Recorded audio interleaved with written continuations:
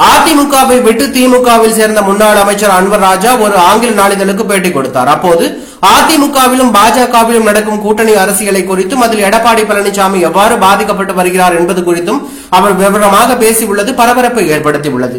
பாஜக திட்டமிட்டு எடப்பாடி பழனிசாமியை கட்டுப்படுத்த முயற்சி செய்கிறது. அதனால்தான் பல விஷயங்களில் அவர் மௌனமாக இருக்கிறார் என அவர் தெரிவித்துள்ளார்.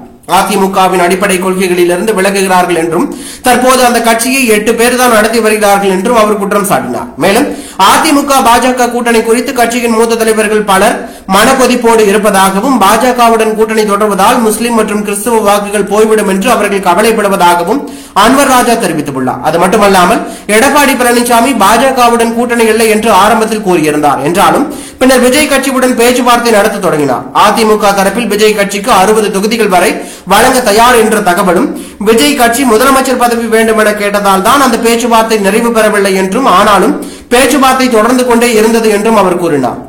இந்த தகவல்கள் பாஜக தலைவர்களுக்கு தெரிய வந்ததும் விஜய் கட்சி அதிமுக கூட்டணியால் பாஜகவுக்கு மிகப்பெரிய இழப்பு ஏற்படும் என்பதை உணர்ந்து அமித்ஷா அவசரமாக சென்னைக்கு வந்து அதிமுக பாஜக கூட்டணியை உறுதி செய்ததாகவும் அதற்கான அறிவிப்பு சமூக வலைதளங்களில் வெளியிடப்பட்டதாகவும் அன்வர் ராஜா கூறினார். பாஜக திட்டத்தின் பாதிப்பு அதிமுகவுக்கு வரப்போகிறது என்பதையும் அதனை அந்த கட்சியின் மூத்த தலைவர்கள் நன்றாகவே புரிந்து கொண்டிருக்கிறார்கள். இருந்தாலும் வேறு வழி இல்லாமல் அமைதியாக ஏற்றுக்கொள்கிறார்கள் என்று அவர் கூறியுள்ளது பரபரப்பையும் அதிர்ச்சியும் ஏற்படுத்தியுள்ளது.